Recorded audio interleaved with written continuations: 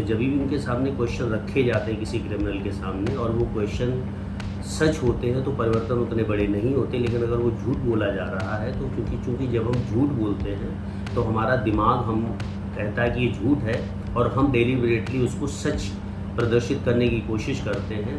बदले में जो हमारा सिंपैथेटिक नर्वस सिस्टम होता है वो एक्टिवेट होता है, जिसकी वजह से जो बायोलॉजिकल मेजर्स होते हैं वो बढ़ जाते हैं, जिसमें हमारे आँखों की पुतलियों की एक्टिविटी होती है, ये परिवर्तित होती है, हार्ट बीट बढ़ जाती है, रेस्पिरेशन बढ़ जाता है हमारा। कोलकाता में ट्रेनी डॉक्टर की हत्या का मामला इन दिनों पूरे भारत में सुर्खियों में है। इस मामले में मुख्य आरोपी की गिरफ्तारी के बाद अब उसकी सच्चाई का पता लगाने के लिए पॉलीग्राफ टेस्ट का निर्णय लिया गया है। आमतौर पर इसे लाई डिटेक्टर कहा जाता है, लेकिन क्या वाकई पॉलीग्राफ मशीन झूठ पकड़ सकती है? इस सवाल का जवाब जानने के लिए हम आपको इस टेस्ट के पीछे छिपे विज्ञान और उसकी प्रक्रिया से अवगत कराएंगे, जिसे चौधरी चरण सिंह विश्वविद्यालय के मनोविज्ञान विभाग के अध्यक्ष प्रोफेसर संजय कुमार ने समझाया है।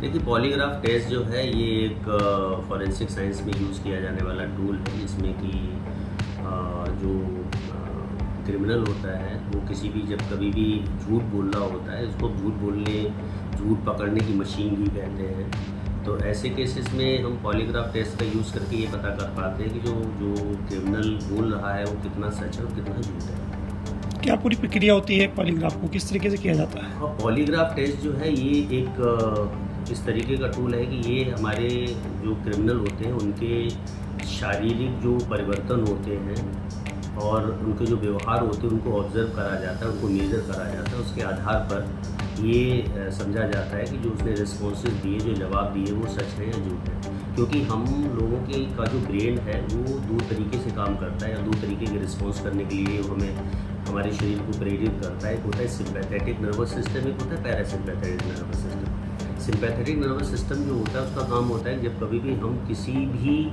जरा से भी तनाव की स्थिति में आते हैं तो हमारे शरीर के जो बायोलॉजिकल मेजर्स है, जिसमें हार्ट बीट है, रेस्पिरेशन है, हमारा स्किन गैल्वेनिक रिस्पॉन्सेस ये होते हैं, ये इनमें परिवर्तन बड़ी तेज़ी से आते हैं और जैसे ही तनाव वाली स्थिति से हम बाहर निकलते हैं फिर हमारा शरीर नॉर्मल हो जाता है।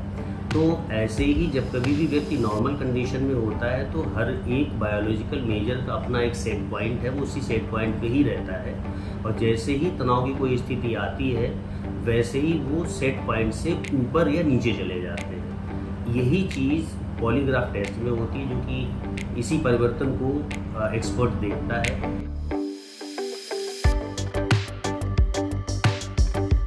सामने क्वेश्चन रखे जाते हैं किसी क्रिमिनल के सामने और वो क्वेश्चन सच होते हैं तो परिवर्तन उतने बड़े नहीं होते, लेकिन अगर वो झूठ बोला जा रहा है तो चूँकि जब हम झूठ बोलते हैं तो हमारा दिमाग हम कहता है कि ये झूठ है और हम डेलिबरेटली उसको सच प्रदर्शित करने की कोशिश करते हैं। बदले में जो हमारा सिंपैथेटिक नर्वस सिस्टम होता है वो एक्टिवेट होता है, जिसकी वजह से जो बायोलॉजिकल मेजर्स होते हैं वो बढ़ जाते हैं, जिसमें हमारे आँखों की पुतलियों की एक्टिविटी होती है, ये परिवर्तित होती है, हार्ट बीट बढ़ जाती है, रेस्पिरेशन बढ़ जाता है, हमारा स्किन गैल्वेनिक रिस्पॉन्सेस होते हैं ये हमारे बढ़ जाते हैं। इसके अलावा पे डाइजेस्टिव जो प्रक्रिया होती है हमारी ये कम हो जाती है। इस तरीके के चेंजेस होते हैं ये देखने को मिलते हैं और इन्हीं की रीडिंग कर ली जाती है। और चूँकि इसमें हमारे पास में मॉडर्न टूल्स में सॉफ्टवेयर्स हैं, वो सॉफ्टवेयर्स इन चेंजेस को और बेहतर तरीके से ग्राफ के रूप में परिवर्तित करके दिखा पाते हैं कि जो सेट पॉइंट है उसे उसकी जो चेंज हुआ है वो कितने ज़्यादा मात्रा में चेंज हुआ है, कितना ज़्यादा पॉसिबिलिटी हो सकती है कि सच है या झूठ है। क्योंकि ये टेस्ट पूरी तरीके से ये नहीं बता सकते कि सच ही है या झूठ ही है, एक अंदाज़ा देते हैं।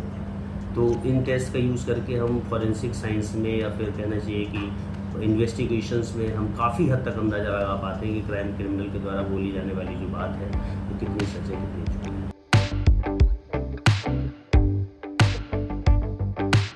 आमतौर पे इनका उपयोग नहीं करा जा पाता। ये तो जब कभी भी कोर्ट का कोई आदेश होता है उस आदेश के बाद ही और कोर्ट डिसाइड करता है कि उनको पॉलीग्राफ करना है। एक और संबंधित टेस्ट नार्को टेस्ट होता है जिसमें कि कुछ मेडिसिन का भी यूज़ करा जाता है उसी प्रक्रिया को देखने के लिए।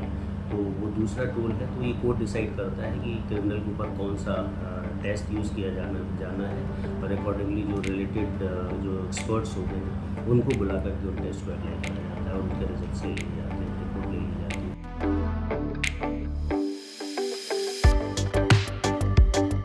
इसमें इस तरह की कोई भी प्रक्रियाएं जब होती हैं तो उनमें एथिकली ये समझा जाता है कि आप जब कभी भी किसी भी व्यक्ति के संपर्क में जाते हैं और उससे किसी प्रकार की आपको जानकारी लेनी है साइकोलॉजी में भी और बाकी जितने भी विज्ञान के विषय हैं, स्पेशली जो मेडिकल साइंस के विषय हैं, उनमें ये एथिकल गाइडलाइन है कि आप उनकी परमिशन जरूर लेते हैं। तो नार्को टेस्ट हो या फिर ये पॉलीग्राफ टेस्ट हो, दोनों में ही जो क्रिमिनल होता है या व्यक्ति होता है जिसका टेस्ट किया जाना होता है उसको सारी बात बताई जाती है, पूरा चीज़ें एक्सप्लेन करी जाती है। तो एक्सप्लेन करने के बाद में उनकी परमिशन ली जाती है कि उनके साथ इस तरीके से किया जाएगा, ये उनकी इस तरीके की जानकारियाँ ली जाएगी। तो परमिशन मिल जाती है तभी उसको किया जाता है, तभी उसको किया जाना चाहिए एथिकली। और ऐसा कोर्ट का भी शायद आदेश होता होगा, इसके बारे में ज़्यादा जानकारी नहीं है, लेकिन ये एथिक्स का था। लोकल 18 के लिए मेरठ से विशाल भटनागर की रिपोर्ट।